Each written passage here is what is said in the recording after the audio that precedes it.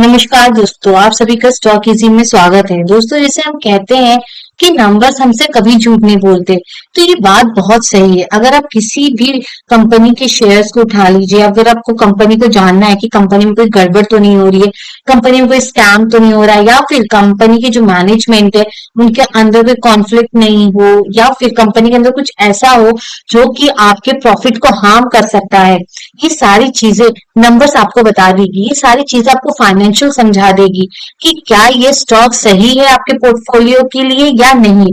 चलिए हम इसको देखते हैं कि इस स्टॉक में कोई रेड फ्लैग है भी या नहीं। अगर स्टॉक में कोई रेड फ्लैग दिखता है तो आपको उस रेड फ्लैग को बिल्कुल इग्नोर नहीं करना चाहिए, क्योंकि अगर आप उस रेड फ्लैग को इग्नोर करेंगे तो इसका मतलब ये है कि आप अपने बने बनाए पैसे को यहाँ पे डुबाने के लिए तैयार हैं।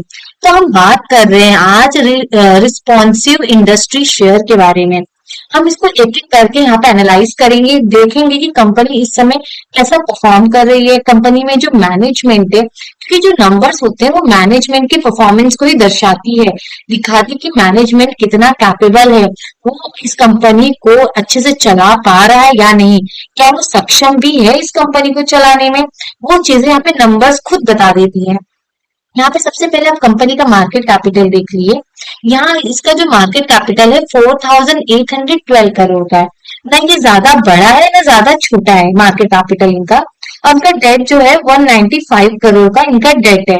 ठीक है, अगर आप देखेंगे तो डेट आपको छोटा लग रहा होगा मार्केट कैपिटल के कंपेयर में, लेकिन हम यहाँ पे एक नंबर को देख के डिसीजन नहीं लेंगे कि ये कंपनी अच्छी है या बुरी है। अब इसके सेल ग्रोथ पे ध्यान दीजिए जरा। सेल ग्रोथ माइनस है, मतलब कंपनी की सेल ग्रोथ गिरी हुई है। तो भी हम यहाँ पे ये नहीं बोलेंगे कंपनी यहाँ पे अच्छा परफॉर्म नहीं करी, क्योंकि हम लोग कुछ और भी चीजें हैं इसको फाइनेंशियली जाके भी देखेंगे। यहाँ पे कुछ और चीजें हैं जो कि आपको ध्यान देनी चाहिए, वो है अर्निंग पर शेयर। अगर आप देखेंगे तो कंपनी कमा रही है 6 रुपया, यानी कि पकड़ लीजिए 5.57 यहाँ पे वो कमा रही है। और यहाँ पे इसको मार्केट रिवॉर्ड 32 का कर रहा है, यानी कंपनी जितना कमा रही है उतना मार्केट इसको रिवॉर्ड कर रहा है। यानी मार्केट में कुछ ऐसा चल रहा है, यहाँ पे लोग अभी भी स्टॉक में इंटरेस्टेड है, लोगों को लग रहा है स्टॉक अभी भी ऊपर जाएगा। एक अच्छी यहाँ पे अच्छा रिटर्न देख सकता है, इसमें एक बुलिश ट्रेंड देखने को मिल सकता है, ऐसा मार्केट को लग रहा है इनके स्टॉक पी को देखकर। ठीक है, हम इसके फाइनेंशियल्स को एनालाइज करेंगे। हम यहाँ पे चलते हैं प्रॉफिट एंड लॉस स्टेटमेंट में सबसे पहले, जो कि हमें बता देगा कि इनका कोर बिजनेस कैसा चल रहा है। ये है कंपनी का सेल्स। आप देखिए 2015 में कंपनी का जो रेवेन्यू था वो 2106 करोड़ का था। अब यहाँ से क्या होना चाहिए था, जबकि आज 2026 चल रहा है। यहाँ से आप देखेंगे तो 11 साल हो गया कंपनी को, तो कंपनी को तो यहाँ से बढ़ना चाहिए था। लेकिन अगर आप ध्यान देंगे तो कंपनी का रेवेन्यू गिरा हुआ मिलेगा आपको मार्च 2026 में। ये सिर्फ 1394 करोड़ का था। अगर आप चाहे तो पीछे की स्टोरीज को छोड़ दीजिए, इस पर मत नजर डालिए। हम 2 साल को पकड़ लेते, 3 साल को पकड़ लीजिए। अगर हम यहाँ से पकड़ते 2022 से भी पकड़ते हैं तो कंपनी ने कुछ ज्यादा अच्छा करके नहीं दिखाया, बल्कि इनकी ग्रोथ गिरी हुई है। 2025 में देखिए 1418 करोड़ का इनका क्या था, यहाँ पे इनका रेवेन्यू इन्होंने जनरेट किया था, यानी कि जो माल इन्होंने बनाया था इसको उन्होंने सेल किया है यहाँ पे। लेकिन अगर आप देखेंगे 2026 में क्या हुआ, इनका रेवेन्यू गिर गया है। रेवेन्यू में ग्रोथ देखने को आपको यहाँ पे नहीं मिलेगा, लेकिन यहाँ पे इनके एक्सपेंस बढ़े हैं। इनके जो अगर आप देखेंगे 2025 में 1123 करोड़ का इन्होंने एक्सपेंस किया था, जो कि बढ़ गया है यहाँ पे 1152 करोड़ का हो गया है। यानी पहले कंपेयर में इनकी एक्सपेंसेस यहाँ पे बढ़ चुकी हैं। अगर आप यहाँ पे ध्यान दें, इनके ऑपरेटिंग प्रॉफिट पे भी नजर डालिए, इसमें भी आपको कोई मुनाफा होते नहीं दिखेगा, यानी कि इसमें भी कोई ग्रोथ नहीं है। इनका ऑपरेटिंग प्रॉफिट में भी कोई आपको ग्रोथ देखने को नहीं मिलेगी।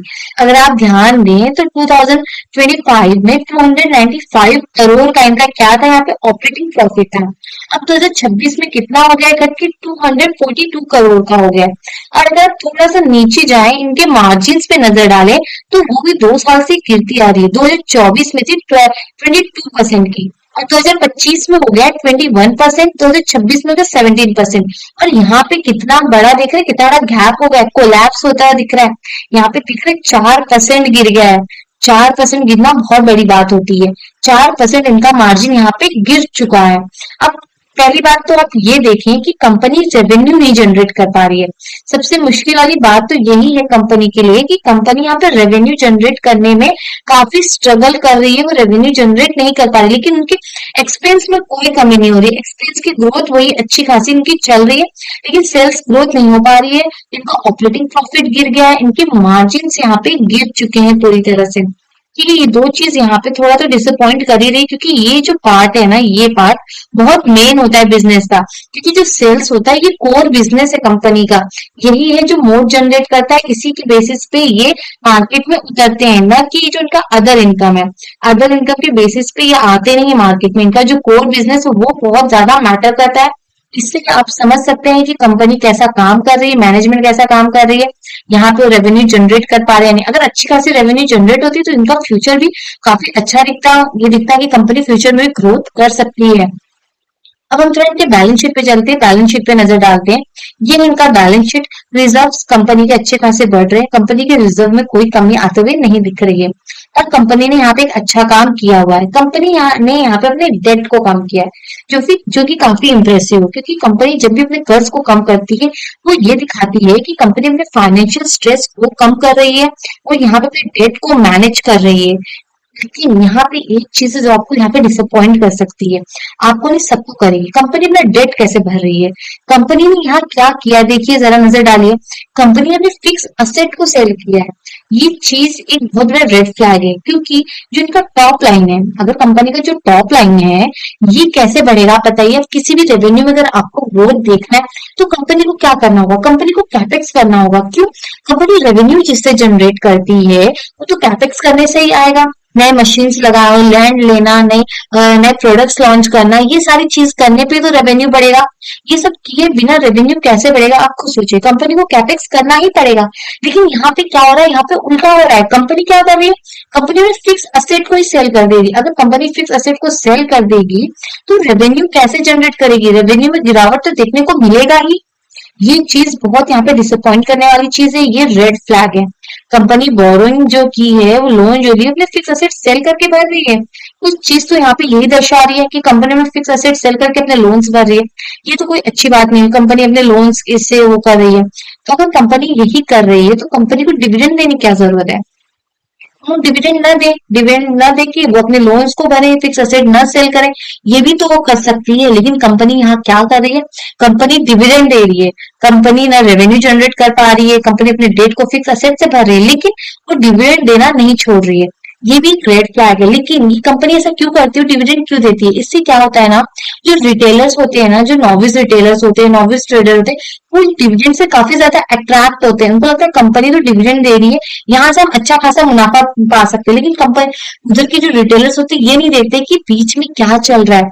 क्या कंपनी आगे अगर हम इसके अंदर पैसा डाल देते हैं, डिविडेंड तो हमने ले लिया, तो क्या हम स्टॉक से बाहर निकल भी पाएंगे या नहीं, ये भी सोचने की काफी ज्यादा जरूरत है। तो हम नीचे आते हैं, यहाँ पे थोड़ा अपना नजर देंगे। यहाँ देखिए कैश फ्लो। अगर आप कैश फ्लो को यहाँ पे देखेंगे तो कंपनी यहाँ पे अगर देखिए कैश फ्लो 2022 में इन्होंने नेगेटिव दिखाया था, 2026 में सिर्फ 40 करोड़ का ये जो इन्होंने मुनाफा यहाँ पे किया हुआ 242 करोड़ का, सिर्फ उसे 40 करोड़ यहाँ कैश में कन्वर्ट कर पाए हैं। और कंपनी यहाँ पे काफी ज्यादा समर्थ नहीं दिख रही है कि अपने प्रॉफिट को कैश में कन्वर्ट करने के लिए। और यहाँ पे एक चीज और है जो कि आपको बिल्कुल भी नजरअंदाज नहीं करनी चाहिए, वो है रेशियोज, यानी कि डेटर डेज। इसका मतलब क्या होता है डेटर डेज का, कि कंपनी ने जहां माल बेचा है उसको कितने दिन में वहां से पैसा मिल रहा है। उसको यहाँ पे 194 डेज में पैसे मिल रहे हैं 2026 में। और अगर हम इसका डेज पेबल देखें, मतलब क्या होता है कि कंपनी ने जहां से माल उठाया, जहां से जो उसका कोर बिजनेस है, जो उसका कोर प्रोडक्ट बनाने के लिए जहां से रॉ मटेरियल्स उठा रहा है, जो भी चीजें वहां से ला रहा है, उसको बोलते हैं कि उसको 21 दिन में वहां पैसा भरना पड़ रहा है। जहां से माल उठा रहा है अपने प्रोडक्ट को बनाने के लिए, उसको 21 दिन में पैसा वहां पे भरना पड़ रहा है। तो लेकिन यहाँ पे क्या हो रहा है आप बताइए? यहाँ पे क्या हो रहा है? यहाँ पे इनके पैसे ब्लॉक हो जा रहे हैं। यानी कि कंपनी को जो उन्होंने अपना माल बेचा है वो 94 डेज में मिल रहा है, लेकिन इनको भरना सिर्फ 21 दिन में पड़ रहा है। इससे क्या हो रहा है? इनको अपने पॉकेट से पैसा देना पड़ रहा है। ये यहाँ पे क्या हो रहा है? इनका जो वर्किंग कैपिटल है, जो दिन जो दिन भर जो वर्किंग चलते हैं, जो काम होता है इनका, उधर के जो पैसे हैं इनको अपने पॉकेट से भरना पड़ रहा है। अगर यही उल्टा होता तो काफी अच्छा होता। यानी कंपनी को 21 दिन में मिल रहा है लेकिन को 194 डेज में मिल रहा है, मतलब देना पड़ रहा है। इसका क्या मतलब होता है, कंपनी जो पैसा देने वाली उसको यूज कर रही है अपने बिजनेस में, ये काफी अच्छी चीज होती है। लेकिन यहाँ पे इनको अपने पॉकेट से पैसा देना पड़ रहा है, यानी कि यहाँ पे जो इनका वर्किंग कैपिटल डेज है वो यहाँ पे ठीक से मैनेज नहीं हो रहा है मैनेजमेंट से। लेकिन आप इसको ऐसे अकेले डिसीजन नहीं ले सकते। आपको क्या करना होगा, जिसकी पीएस कंपनी है ना, आप इससे एक बार इसको कंपेयर करेंगे तो आपका जो यहाँ पे है बेसिक पूरी तरह से क्लियर हो जाएगा कि क्या और बिजनेस में भी जो सेम इसके साथ बिजनेस कर रहे हैं, क्या उन कंपनियों में भी सेम प्रॉब्लम है। चलिए इसके रेशियोज को देखते हैं। इसके रेशियो में ऐसी कोई दिक्कत नहीं दिख रही। देखिए इनको 42 डेज में इनको पैसा मिल रहा है, इनको 42 डेज में पैसा मिल जा रहा है जहां पे माल बेच रहे हैं। और इनको देना कितना पड़ रहा है, 78 डेज में देना हो रहा है। मतलब बीच में जो बच रहा है वो उसमें पैसा अपना यूज कर ले रहे हैं आराम से। ये ऐसा होना चाहिए। अगर आप देखेंगे थोड़ा सा हम इसके चलते हैं, इन्वेस्टर्स में देख लेते हैं कि इन्वेस्टर में क्या चल रहा है। ये हो गया प्रमोटर्स, आपके सामने है कंपनी के। देखिए प्रमोटर्स क्या है, यहाँ पे जो उनकी होल्डिंग है 59.14% की होल्डिंग चल रही है। यहाँ पे अगर काफी ज्यादा कोई इन्वेस्टेड है तो एफआईज इन्वेस्टेड है, इस समय उनका 32.20% की होल्डिंग चल रही है। और डीआईज जो है उनका यहाँ पे 3% की सिर्फ होल्डिंग है। और यहाँ पे पब्लिक के पास सिर्फ मात्र 5.44% की होल्डिंग है। अगर आप ध्यान देंगे तो यहाँ पे काफी कम लोग हैं। अभी यहाँ पे हमें लगता है जिस तरह से यहाँ पे नंबर्स ऑफ शेयर होल्डर दिख रहे हैं, तो जो पब्लिक है ना अभी बहुत कम मात्रा में इन्वॉल्व है। नहीं तो यहाँ पे जो ये जो होता है ना संख्या और ज्यादा होती, नंबर्स और ज्यादा होते शेयर होल्डर्स के, अगर पब्लिक आ चुकी होती। लेकिन अभी पब्लिक इतनी ज्यादा इस पे नजर नहीं गई है शेयर्स पे, तो यहाँ पे काफी कम यहाँ पे नंबर्स ऑफ शेयर होल्डर्स है। यहाँ पे एफआईज काफी ज्यादा इंटरेस्टेड है, लेकिन उन्होंने भी अपनी यहाँ पे थोड़ी सी होल्डिंग कम की है। 35 से वो यहाँ पे 32% पे आ गए हैं। अब हम थोड़ा जाके इसके चार्ट पे नजर डालते हैं कि इसके चार्ट में क्या चल रहा है, चार्ट हमसे क्या कहना चाह रहा है। ये हम इसके वीकली चार्ट पे हैं। अगर हम यहाँ पे देखेंगे, अगर इसका हम लाइफ टाइम हाई देखते हैं, सबसे पहले हम इसका लाइफ टाइम हाई देखेंगे तो शेयर्स का लाइफ टाइम हाई ये है यहाँ पे, मतलब 364 के आसपास इनका ये लाइफ टाइम हाई था। अब यहाँ से ये गिर गया है। सोचो जहां से शेयर बढ़ा था, आज इसके ये दिन आ गए हैं कि शेयर वहीं आ गया। अगर हम इसका ये रिसेंट वाला लो देखे तो 120 के लो पे आ गया था। मतलब जो इसका ये वाला लो था इससे ज्यादा दूर नहीं था, इसके आसपास ही था ये वाले लो से। ये देखिए 96 से ये ज्यादा दूर तो था नहीं यहाँ पे। ये यहाँ पे अगर हम इसका लो देखेंगे तो इसका लो था, एक सेकेंड हम इसका लो पहले चेक करते हैं, ये रेड वाली कैंडल का इसका लो था 117। इतना ये इतना नीचे आ गया था। अब यहाँ से रिटर्न ऊपर जाने के लिए तैयार होता है। लेकिन यहाँ पे क्या हो रहा है, ये ऊपर जाना इसके लिए काफी ज्यादा मुश्किल है। फर्स्ट पहले आप देखेंगे यहाँ पे कुछ चीज को हम लिंक करते हैं। ठीक है, ये देखिए एक हम चीज देखते हैं, ये इसका हो गया रेसिस्टेंस। ये सारे इसके क्या हो गए, रेसिस्टेंस हो गए शेयर्स के। ये सारे रेसिस्टेंस है। प्राइस का ऊपर जाना बहुत मुश्किल हो जाएगा यहाँ से, क्योंकि क्या है जैसे जैसे हर एक स्टेप पे इनके लिए यहाँ पे क्या है आप जानते हो, इनके लिए यहाँ पे है रुकावट। यहाँ पे बैठे हैं सेलर्स हर जगह। अब इनके फंडामेंटल्स अगर आप देखेंगे तो इतना स्ट्रांग नहीं दिख रहा है, कंपनी इतने अच्छे से रेवेन्यू नहीं जनरेट कर पा रही है। और यहाँ पे अभी ना ज्यादा इनके हाथ में, पब्लिक के हाथ में गया नहीं है। अभी ये एफआईज के हाथ में, एफआई वैसे धीरे धीरे करके निकल जाएगी। अब आपको ना बहुत जल्द देखने मिलेगा इसमें ना पब्लिक की जो संख्या वो बढ़ जाएगी अचानक से, क्योंकि जो एफआईज है ना वो सेलिंग करना स्टार्ट कर देगा। अब जैसे जैसे ये ऊपर जाने लगेगा तो ये क्या होगा, पब्लिक के लिए काफी ज्यादा अट्रैक्टिव बन जाएगा कि प्राइस इतना नीचे अब ऊपर जाने के लिए तैयार है और अब हम यहाँ पे बाय करेंगे। अब ऐसे सिचुएशन में क्या होगा, एफआई सेलिंग करेगी और पब्लिक यहाँ पे बाय कर लेंगे।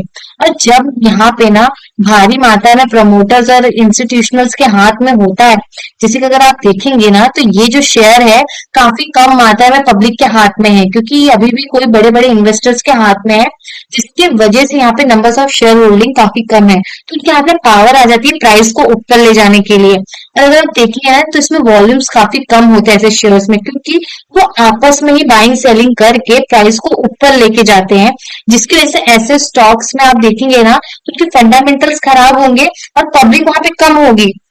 काफी ज्यादा कम देखने को मिलेंगे वहां पे आपको। वहां पे 10 नंबर्स ऑफ शेयर होल्डर दिखेंगे और उनकी जो ये जो होल्डिंग दिखेगी 50% की दिखेगी, ऐसे देखने मिलेगी। और उधर के अगर आप प्राइस जाके देखेंगे ना, आपको प्राइस हमेशा 200-300 के पास दिखेगी, क्योंकि क्या होता है वहां पे ना आपको वॉल्यूम कम दिखेगा और वहां पे जो कम लोग हैं वो आपस में बाइंग सेलिंग करके प्राइस को ऊपर लेके जाते हैं, यानी कि प्राइस को यहाँ पे मैनिपुलेट किया जाता है। काफी आसान हो जाता है जब ऐसे बड़े बड़े लोगों के हाथ में उनके शेयर्स होते हैं। तो दोस्तों आज के लिए यही रखते हैं। अगर वीडियो आपको यूजफुल लगा है तो लाइक कमेंट सब्सक्राइब जरूर करें।